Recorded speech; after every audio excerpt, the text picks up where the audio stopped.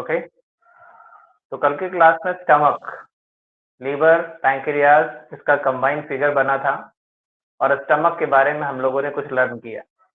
Stomach hollow muscular डिस्टेंसिबल organ है जिसकी capacity लगभग 1.5 लीटर है ना, और इसका लेंथ कितना था 30 सेंटीमीटर और बाइट कितना है 15 सेंटीमीटर। ये फूड को कितनी देर रख सकता है, तो depending upon the food component 1 to 6 hour तक, ठीक है। और इसके कितने पार्ट हुए थे, 4 पार्ट इसमें थे, जिसमें फंडस है, कार्डियक है, बॉडी है और पाइलोरिक है, ठीक है। तो अब इससे आगे हम बात करने वाले हैं, इससे आगे हम बात करने वाले क्या हैं, तो स्टमक में जो गैस्ट्रिक ग्लैंड है उसमें से जो स्पेशल सेल हैं जो कि एंजाइम का सिक्रेशन कर रहे हो, म्यूकस का सिक्रेशन कर रहे हो और एचसीएल का सिक्रेशन कर रहे हो, तो उसके बारे में बात करेंगे और फिर देखेंगे कि ये जो एंजाइम है या जो एचसीएल है इसका क्या रोल है स्टमक के अंदर, ठीक है। तो आइए शुरू करते हैं। टॉपिक यहाँ पे हमारा है गैस्ट्रिक ग्लैंड, है ना। गैस्ट्रिक ग्लैंड यहाँ पे स्टमक के अंदर कहीं पार्ट है ये गैस्ट्रिक ग्लैंड। तो यहाँ पे मैं बात कर ले रहा हूँ, यहाँ पे आप थोड़ा सा नोट कर लेंगे, स्टमक, है ना। किसके स्टमक की बात हो रही है, तो ह्यूमन के स्टमक की बात हो रही है बेसिकली। तो स्टमक कंटेन्स बहुत सारा, कंटेन्स वेरियस टाइप्स ऑफ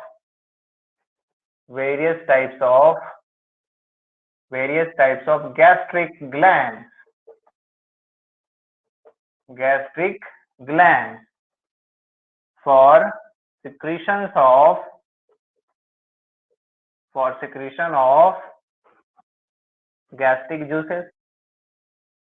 सबको एक साथ क्या कहोगे, गैस्ट्रिक जूसेस। आवाज आ रही है, सुनाई दे रहा है सबको? यस, ठीक है।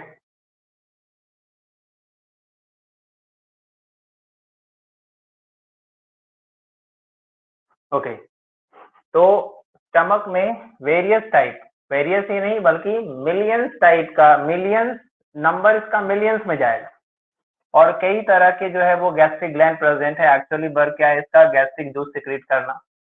तो इसमें से जो मेन है वो कौन है, ठीक है। तो 3 मेन, है ना, 3 main cells are as follows। 3 main cells है जो कि सिक्रीशंस करता है गैस्ट्रिक जूस का, तो उसकी मैं बात कर लेता हूं यहाँ पे। तो जो 3 मेन सेल्स है उसमें से जो आपका पहला है वो मैं यहाँ पे दे देता हूँ, क्या है उसका नाम, ऑक्सीनेटिक। क्या नाम है, ऑक्सीनेटिक सेल, ठीक है, ऑक्सीनेटिक सेल्स। अब ये ऑक्सीनेटिक सेल्स की बात ज्यादा करोगे बस इतना ही है, this is specialised for the secretion of the HCL, ठीक है। एचसीएल का सिक्रीशन करता है स्टमक में, तो बस इतनी सी बात है ना। तो लिख सकते हैं इट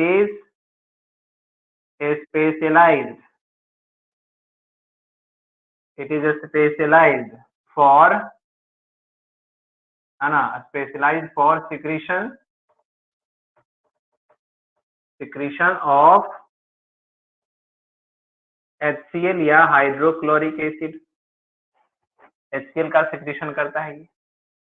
फिर अगर हम बात करते हैं यहाँ पे इसके फंक्शन की, यहीं पे मैं यहाँ पे आगे बढ़ा देता हूँ, फंक्शन या रोल, फंक्शन ऑफ HCl या फंक्शन ऑफ एसिड। ऐसा आता है ना, क्वेश्चन आता है कि what is the role of acid in our stomach. Question आपको मिलता है कि what is the role of acid in our stomach. तो स्टमक में जो एसिड है वो कौन है, एसिड है भाई। तो स्टमक में जो एसिड है वो कौन है, HCl, है ना, HCl। हाँ, HCl स्टमक में जो है वो एसिड है, ठीक है।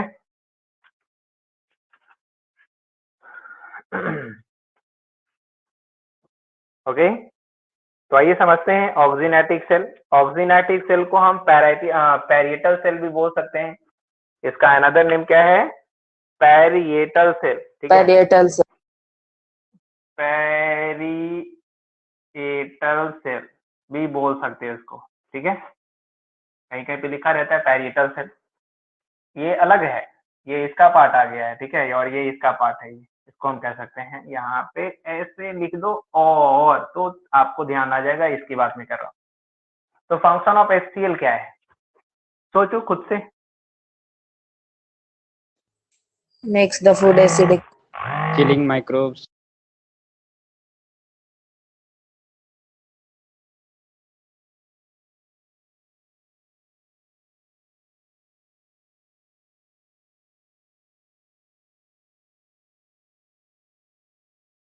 सर आपकी आवाज नहीं आ रही, आप म्यूट हो सर। हो गया सर आपका। सर कॉल पे हैं अभी। सर आप म्यूट हो गए। सर कॉल पे हैं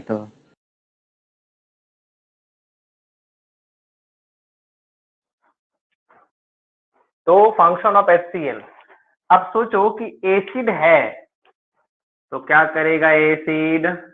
सबसे पहला काम क्या हो सकता है? Makes the क्या होगा? medium acidic.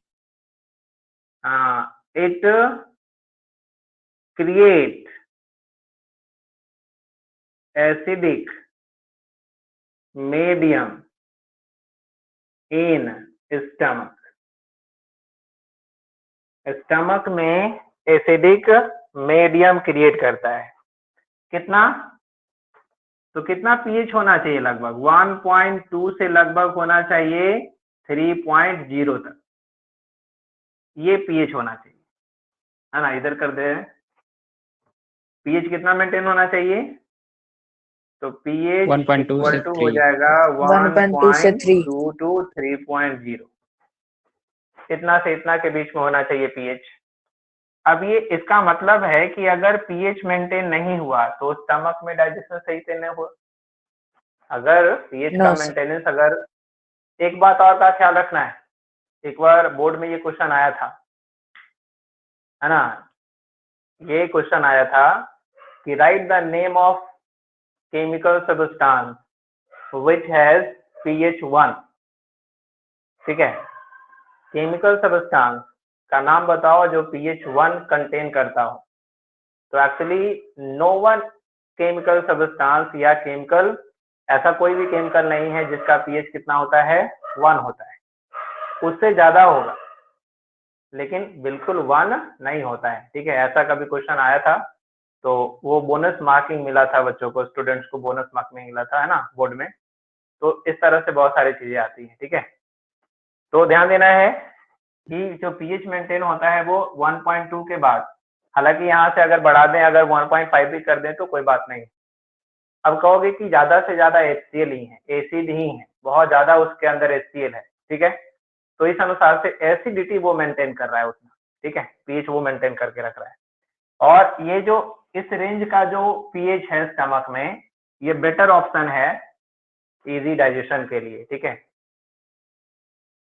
ना, ये ध्यान रखना है। हाँ, अमाउंट ऑफ HCl बढ़ना, पीएच मेंटेन होना और अमाउंट ऑफ HCl बढ़ना, तो ये जब HCl का अमाउंट ऑप्टिमम है तब ठीक है। HCl का सिक्रेशन कभी कभी क्या होता है? ओवर हो जाता है, बहुत ज्यादा हो जाता है। तो बहुत ज्यादा होता है तो ऐसे कंडीशन में क्या कंडीशन बनता है? एसिडिटी बन जाती है, एसिडिटी बोलते हैं, है ना, एसिडिटी बनते हैं। ठीक है, कभी कभी आप देखते होंगे कि सम टाइम क्या होता है, डकार लेते हैं इस तरह से, तो वो क्या होता है? खट्टे जैसा आता है और हल्का सा ये वाला जो इसोफेगस का पोर्शन है उसको वहां पे जलन भी होती है।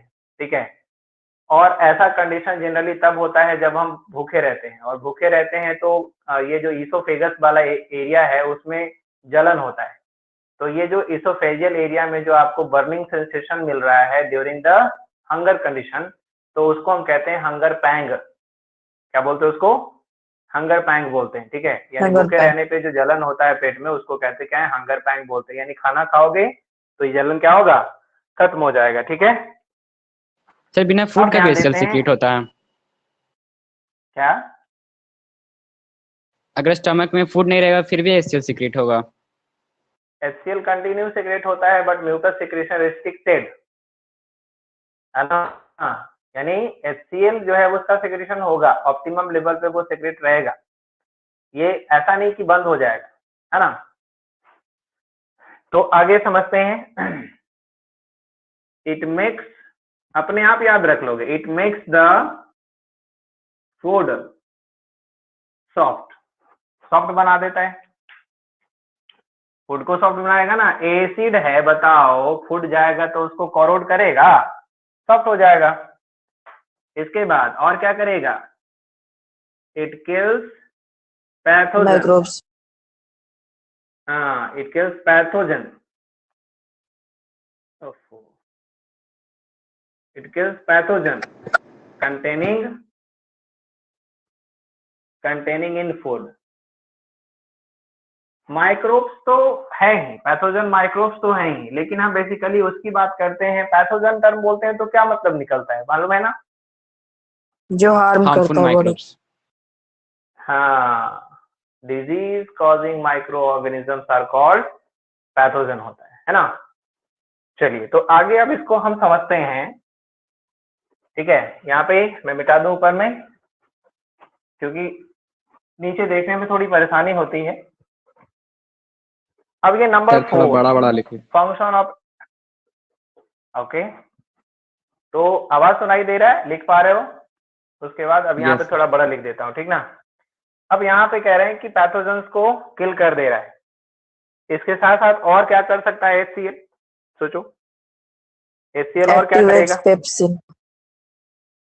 हाँ, ये भी सही है, पेप्सिन को एक्टिवेट करने का भी काम करता है ये। ओके, तो यहाँ पे लिख सकते हैं ऐसे। इससे पहले एक फंक्शन लिखता हूं, it controls the opening and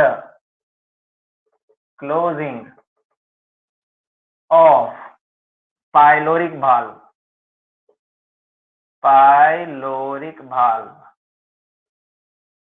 pyloric valve को ओपन और क्लोज होने के लिए जो है वो कंट्रोल यही करता है। Amount of HCl decided the opening and closing of the pyloric valve। ठीक है, क्या बताया था? सही तरीके से डाइजेशन नहीं होना, ऑप्टिमम अमाउंट में एसिड का ना होना, ये सब रीजन बनता है वोमिटिंग होने का। ठीक है, ऑप्टिमम अमाउंट में नहीं है, ओपन ही नहीं होगा इधर से, तो क्या होगा? तो सिक्रेशन होगा, या इधर कोई प्रॉब्लम होगा, या वोमिटिंग हो सकती है, ये चीजें बनता है। इसके बाद है क्या कि इट एक्टिवेट्स, ठीक है, इट एक्टिवेट्स, किसको एक्टिवेट कर रहा है? It Pepsin. Pepsin. it activates the inactive pepsinogen into active pepsin. Pepsin. हाँ, इसका मतलब यहाँ पे मैं लिख दिया हूँ पेप्सिनोजेन। इट मीन्स दैट कि जो पेप्सिन है वो पेप्सिनोजेन के फॉर्म में रिलीज होता है ना, पेप्सिनोजेन के फॉर्म में रिलीज होता है। ठीक है, Yes. ओके। अब आगे समझते हैं आगे क्या होता है। तो ये 5 फंक्शन हो गया इसका। अब तो आप समझ गए होंगे कि स्टमक में HCl का क्या वर्क है। अब हमें वर्क मिलेगा यहाँ पे, एक्टिवेशन दिखाएंगे। एक्टिवेशन यहाँ पे हम देख भी सकते हैं, समझ भी सकते हैं। ओ, पेप्सिन के साथ साथ इसको भी करता है, पेप्सिन एंड प्रोरेनिन, समझ रहे हो? पेप्सिन को भी और प्रोरेनिन, है ना, एक है renin, prorenin into active Reninogen. Renin. Prorenin, reninogen नहीं, रेनिन और प्रोरेनिन। ठीक है।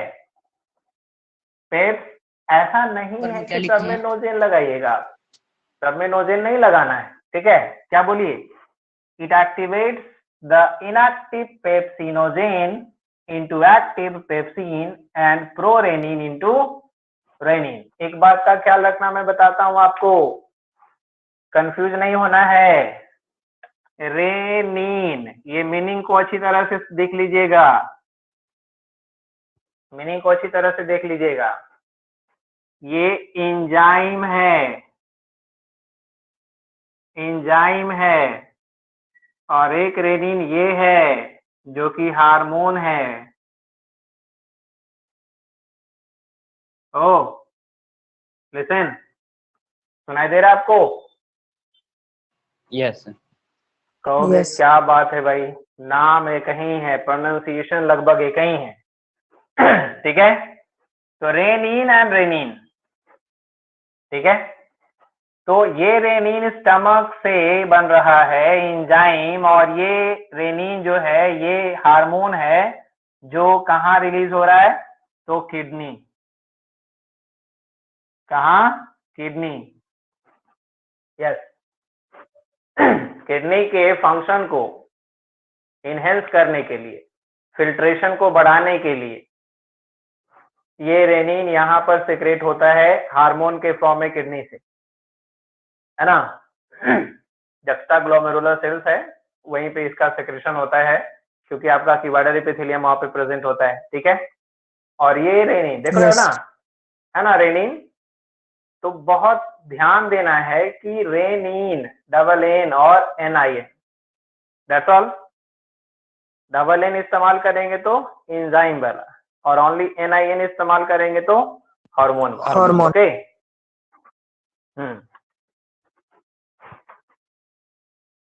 हाँ।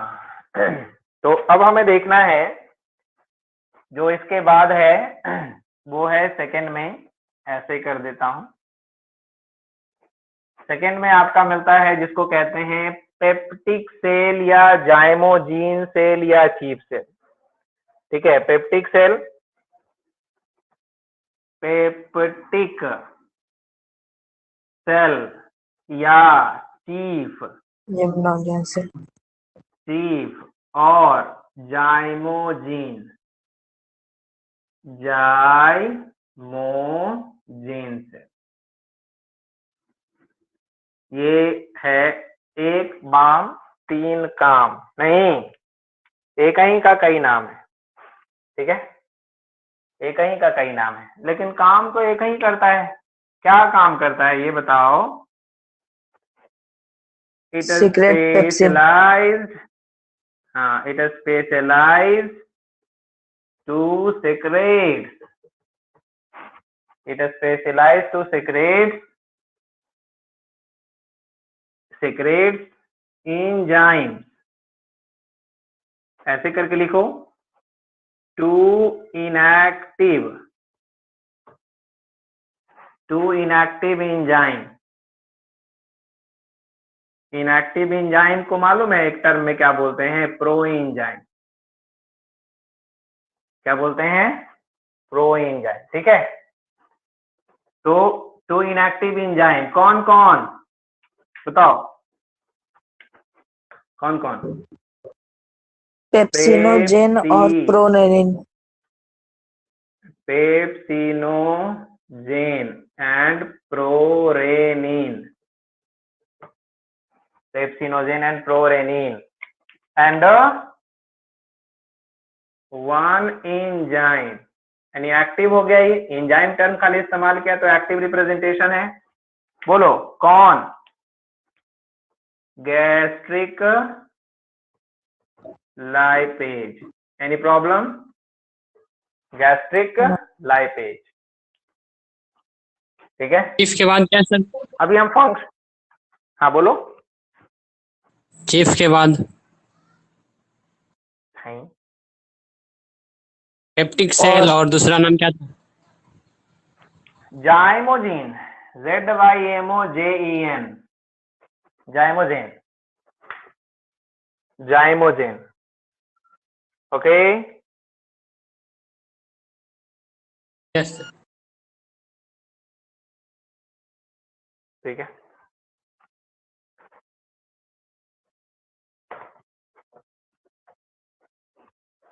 अब क्या है, अगर हम इसके फंक्शन की बात कर देंगे तब डाइजेशन हो जाएगा स्टमक में कंप्लीट। तो यहाँ पे हम इसकी बात अभी नहीं करते हैं, कि कर दें, कंप्लीट हो जाएगा, कर दे रहे हैं। ठीक है, तो इसकी बात मैं कर ही देता हूं। Function of gastric enzyme. तो फंक्शन ऑफ गैस्ट्रिक एंजाइम क्या हो जाएगा? तो गैस्ट्रिक जूस या गैस्ट्रिक एंजाइम काम क्या है? देखो ऐसे यहाँ पे हेडिंग ऐसे भी बन सकता है, digestion of food in the stomach, digestion of food in the stomach भी बन सकता है। ठीक है, चलिए समझते हैं इसको। स्टमक में क्या होता है, पहले एक्टिवेशन देखो, पहले एक्टिवेशन देखो। सिक्रीशन क्या हुआ? पेप्सिनोजेन के फॉर्म में, ओके है ना, सिक्रीशन हुआ पेप्सिनोजेन फॉर्म में। यहाँ पर एक्टिवेट करने के लिए क्या है? HCl है, now converted into active pepsin. Pepsin. Okay, here is again, तो यहाँ पर फिर से देख लेते हैं, secretion of the prorenin. Secretion क्या हुआ? प्रोरेनिन का। यहाँ पे क्या है? HCl। इसको किस में कन्वर्ट किया? रेनिन में। बस इतना ही, एक्टिवेशन देख लिया। अब आगे हम इसके फंक्शन की बात करते हैं कि फंक्शन कैसे होता है, काम कैसे करता है। ओके, समझ रहे हो? चलिए ध्यान से समझते हैं जरा। पहले हम बात करते हैं किसका, पहले किसकी बात करोगे बोलो? रेनिन की बात कर लेते हैं। पहले रेनिन को देख लो, रेनिन को देख लो। तो मैं यहाँ पे नोट करता हूं पहले एक वर्ड, रेनिन एक्ट। ठीक है, किस पे काम करता है? Renin act milk on, protein. हाँ, milk protein, act on milk protein casein, milk protein casein, milk protein casein, and changes into, इसको किस में चेंज कर देता है? फंक्शन है sir. WHEY। Paracaseinate, yes, paracaseinate में चेंज करता है। ठीक है, पाराकेसिनेट में इसको चेंज कर दिया। सर ये पॉइंट समझ में नहीं आता। नहीं समझ में आएगा, मैं बता रहा हूं, है ना। पाराकेसिनेट जब बदलता है तो ये क्या होता है मालूम है? Curdles of milk, curd. Curdles of milk, curdles milk है। इट ऐसे इसको लिख सकते हैं, it curdles the milk, curdles the milk. बच्चा को बताए थे हम कि जब उल्टी करता है तो कैसा होता है, दही के जैसा फटाफटा जैसा रिलीज करता है। ठीक है, तो याद रखना, मैं बताता हूं यहाँ पे कि रेनिन का फंक्शन ये मिल्क प्रोटीन केसीन पे क्या है। याद रखना है कि केसीन क्या है? सॉलेबल, इजिली सॉलेबल और इजिली डाइजेस्टेबल प्रोटीन है। Easily soluble, easily digestible protein है, मतलब इस पे पेप्सिन इजिली एक्ट करके इसको डाइजेस्ट कर देगा, इसको ब्रेक कर देगा। लेकिन बच्चों में इसकी आवश्यकता नहीं है कि केसीन जल्दी से डाइजेस्ट हो जाए। बच्चों में आवश्यकता है कि ये केसीन देर से डाइजेस्ट हो। अरे बात समझ में? यस। पेप्सिन उसमें included नहीं होता सर? हाँ, क्या?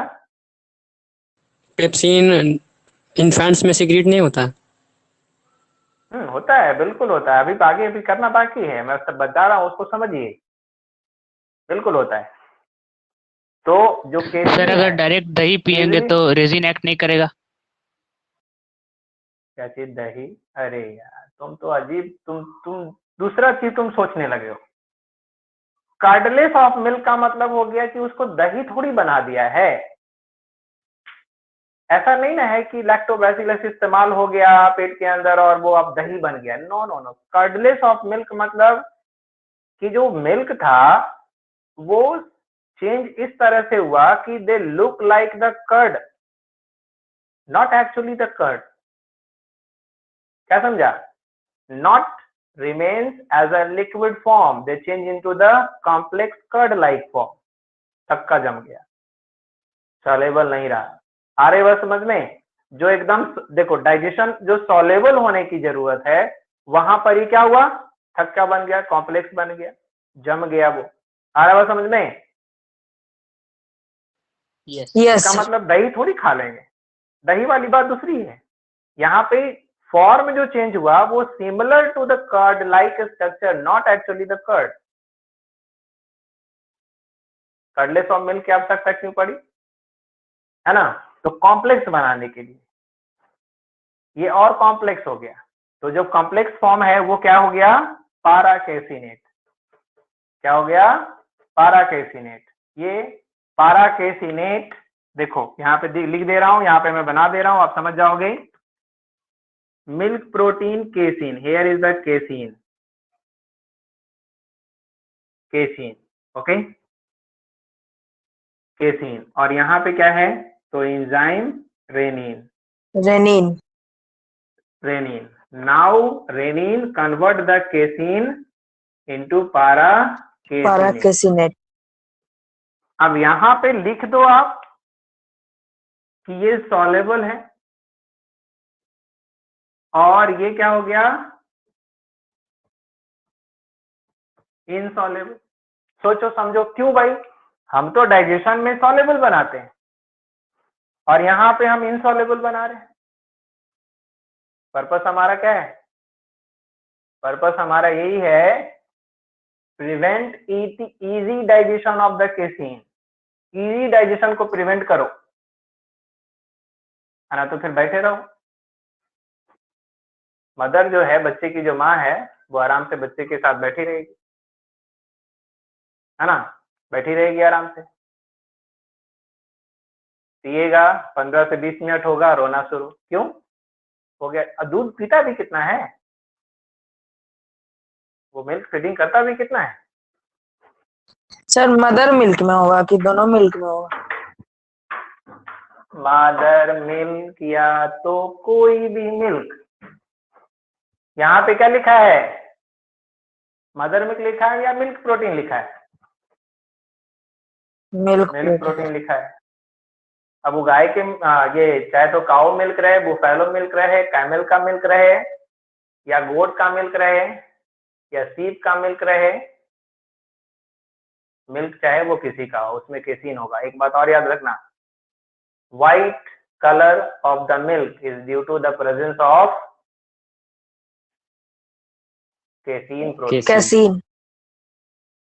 केसिन के कारण ही कलर क्या सर होता ये है? एडल्ट्स में भी होता व्हाइट है? होता है। क्या कर्डलेस? कंफ्यूजन तुम लोग बहुत बहुत बहुत जो है कंफ्यूजन है। पहले ही तो बढ़िया से सीखो, समझो। क्या हम बच्चों की तरह मिल्क पे डिपेंड रहते हैं? नो।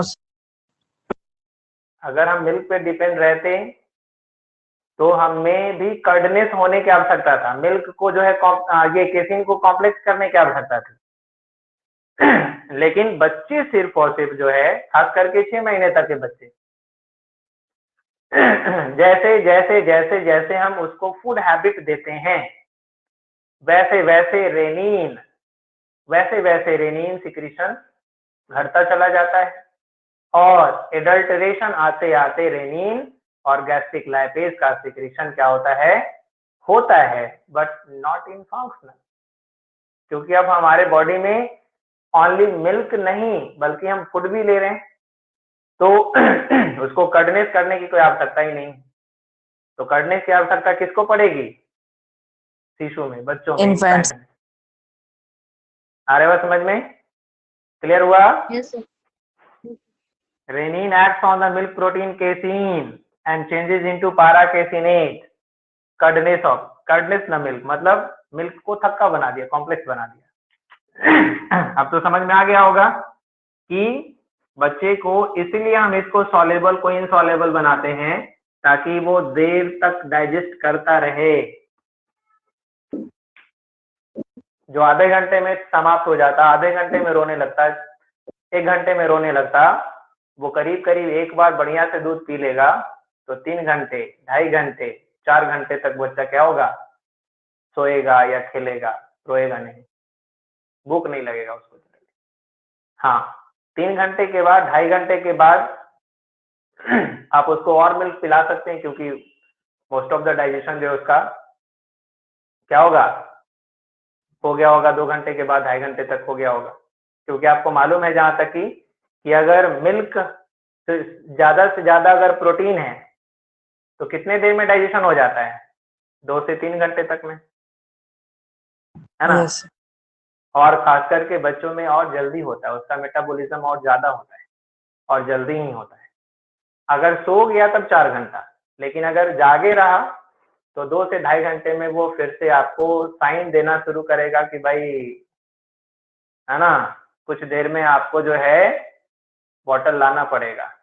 नहीं, ये जितना भी मैं बात बता रहा हूँ उस चीज को आप प्रैक्टिकली आप देखिए, कहीं किसी कोई बच्चा है घर में है या कहीं है तो उसको ध्यान से देखिए, वो इस तरह से बिहेवियर दिखाएगा। क्या है किसी के यहाँ बच्चा या किसी का बच्चा? बगल में है। बगल में है, तुम्हारा है, मतलब आपके यहाँ का बच्चा है? अरे कहने का मतलब आपके यहाँ का बच्चा है, पड़ोसी का है। अच्छा, चलिए, तो आई बात समझ में। अब ये इतना भी नहीं, और होता है, अभी और होता है ये, ठीक है। अब क्या होता है यहाँ पे कि कैल्शियम भी प्रेजेंट होता है ना मिल्क में, मिल्क में Yes. कैल्शियम होता है। Yes. तो जब टूट गया ना यहाँ पे, तो जो जो कैल्शियम है मिल्क में, कैल्शियम प्लस पाराकेसिनेट, पाराकेसिनेट मालूम है ये किस में कन्वर्ट हो जाता है? ये बना लेता है कैल्शियम पाराकेसिनेट, कैल्शियम पाराकेसिनेट बना लेता है, ठीक है। कैल्शियम पाराकेसिनेट बनाता है। ये बच्चों में चला रहा है। ये जो बात हो रही है वो रेनिन पे बातें हो रही थी, रेनिन कैसे काम कर रहा है। और अभी यहाँ पे हम सिर्फ और सिर्फ ओनली चेंजमेंट देख रहे हैं, कन्वर्जन देख रहे हैं, डाइजेशन नहीं हुआ अभी, ओनली कन्वर्जन देख रहे हैं। अभी हम यहाँ पे चेंजमेंट नहीं देख रहे हैं, सॉरी, चेंजमेंट देख रहे हैं, डाइजेशन यहाँ पे अभी आगे करना है। अब डाइजेशन कैसे होगा उसको समझिएगा, ठीक है। हाँ, ठीक है। अब देखो क्या होता है, पेप्सिन, पेप्सिन है ना, pepsin, pepsin acts on protein as well as calcium para, as well as calcium para, नहीं होगा, as well as calcium paracasinate,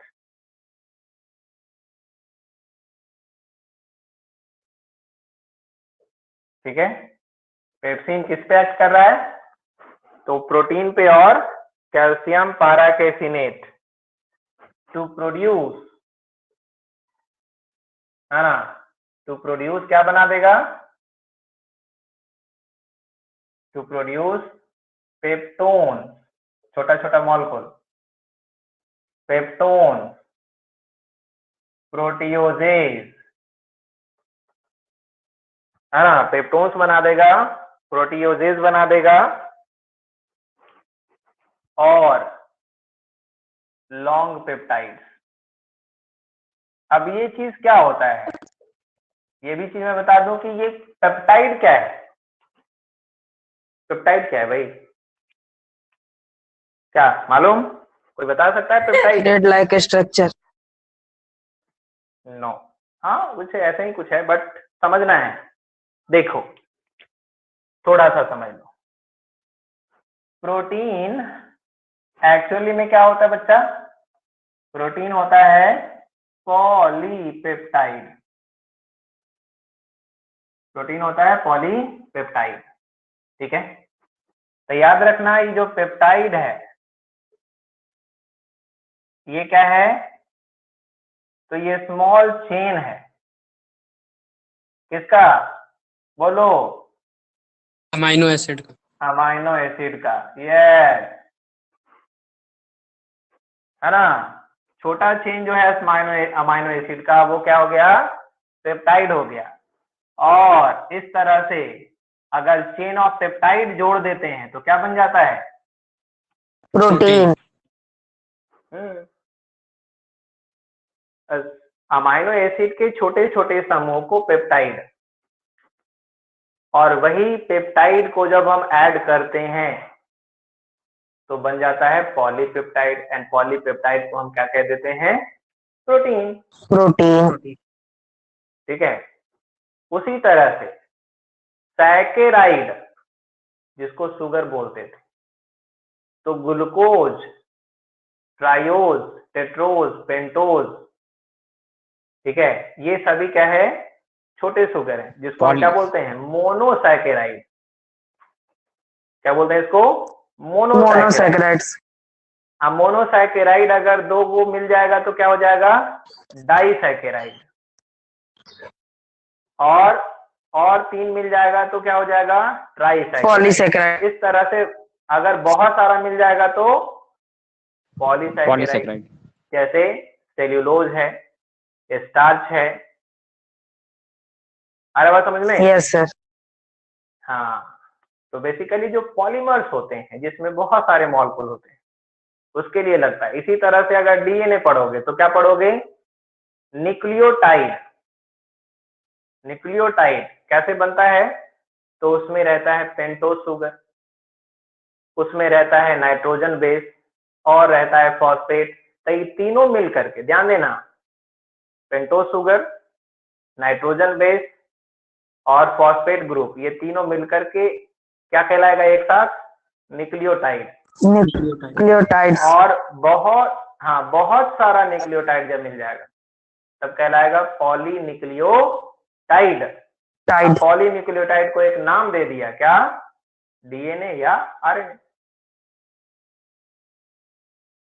तो इस तरह से छोटा छोटा चेन मिलकर के बड़ा चेन बनाता है, और हम डाइजेशन में क्या कर रहे होते हैं मालूम, वही बड़े चेन को स्मॉल पार्ट में तोड़ने का काम, हाँ, स्मॉल पार्ट में तोड़ने वाला काम कर रहे हैं।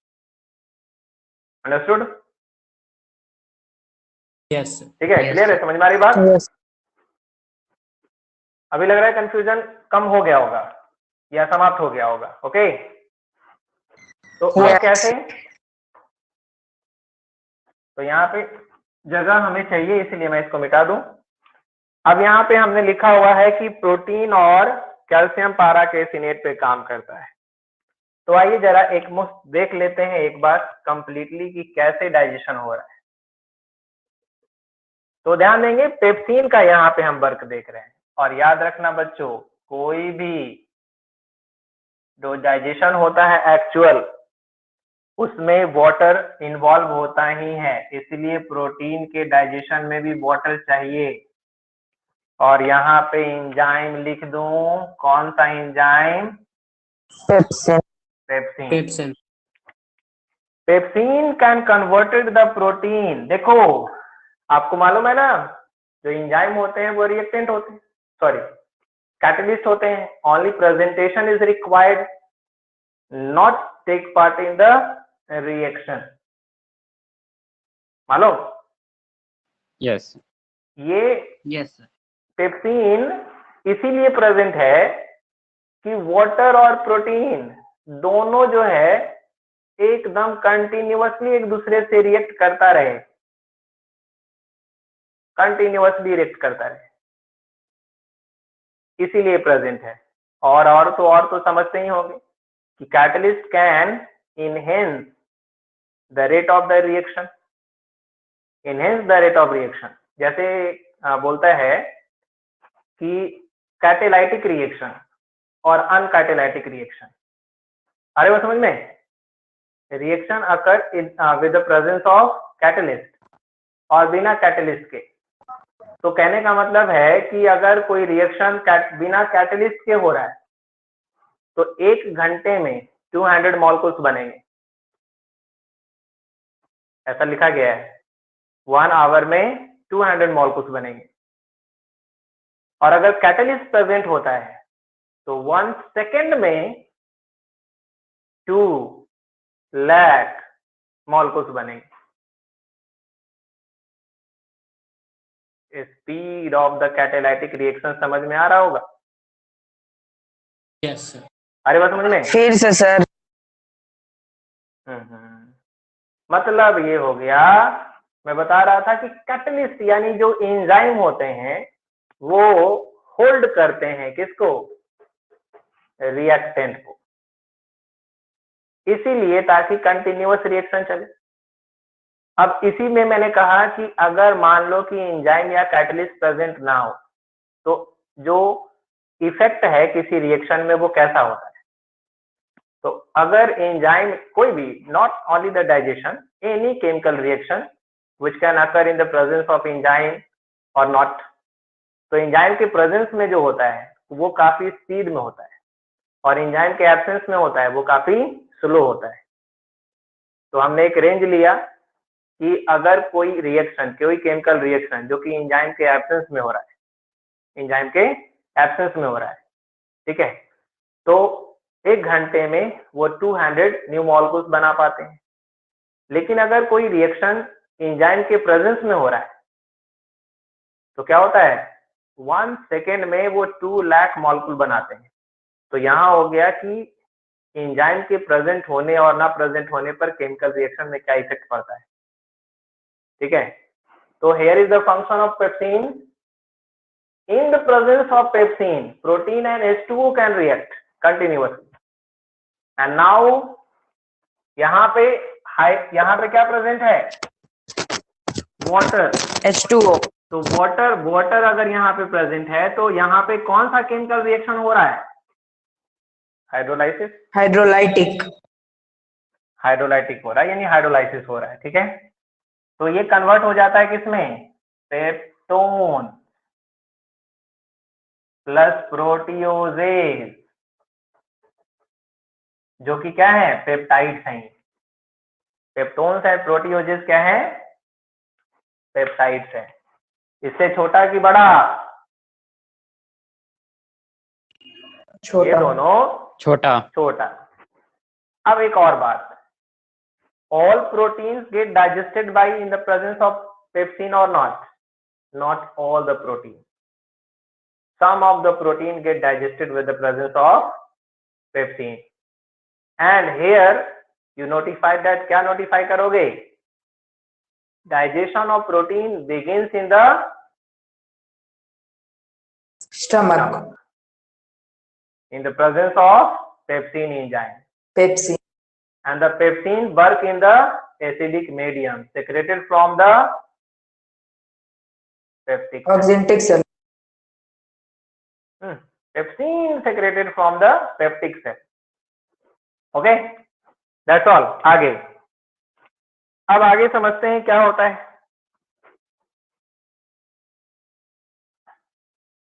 कैल्शियम पारा केसीनेट, क्या? Here is the enzyme pepsin. Renin cannot digest the protein. Renin only convert the soluble casein into the insoluble पारा केसी। अंडरस्टूड? Yes.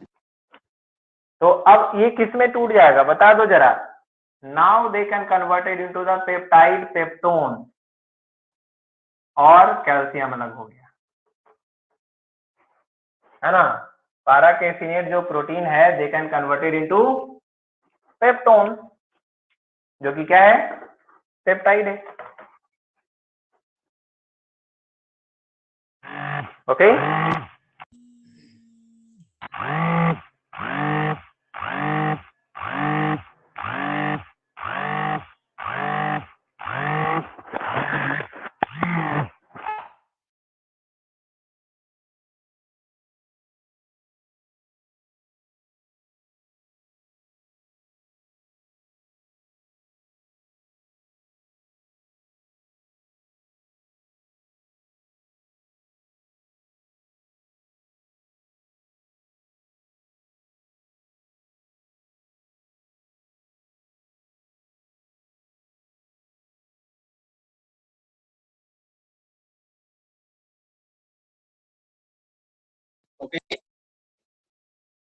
अभी वीडियो ब्लर हुआ था क्या आज? नहीं ना, यस सर, अभी भी है Yes, थोड़ा sir. थोड़ा। Yes. ब्लर हुआ। चलो अच्छा है, ब्लर होना चाहिए, नहीं कैसे होगा, ब्लर होगा तब ना अच्छा रहेगा। हम तो बता ही दिए हैं कि ब्लर होता है, तो हमको नहीं बोलो, किसको बोलोगे? रिकॉर्डिंग ऑन होता है सर, Okay, उसके बाद Saman. ब्लर हो जाता है। चलिए, तो फैट का डाइजेशन कौन करता है बताओ? Gastric fat lipase. का डाइजेशन कौन करता है? ये लाइपेज। Gastric lipase. ठीक है। गैस्ट्रिक लाइपेज बोलेंगे, लाइपेज ओनली नहीं कहेंगे यहाँ पे हम, ठीक है। तो फैटी एसिड किस में कन्वर्ट हो गया? ये फैट कन्वर्ट हो गया fatty acid plus glycerol, glycerol. ये हो गया। नोटिफाई कर लो यहाँ पे, नोट, है ना, नोट कर लो यहाँ पे, renin and gastric lipase only active in infant. Okay. Protein digestion begins in stomach और pepsin works in acidic medium. Okay, आगे क्वेश्चन आता है कि ट्रिप्सिन एंड पेप्सिन के बीच में आपको डिफरेंस बताना है। तो ये सिंपल बात है, trypsin and pepsin both are the protein digestive enzyme, but the functional area is the difference, because pepsin work in the stomach and trypsin work in the small intestine. Small intestine. They work in the acidic medium or those work in the alkaline medium. Alkaline medium. It's secreted, हाँ, it's secreted from the peptic cell and वो secret कहाँ से होता है? वो कहाँ से secret होता है? पैंक्रियाटिक सेल से। पेनक्रियास। That's all. कंप्लीट समझ में आ गई बात आज? किसी कोई परेशानी रही?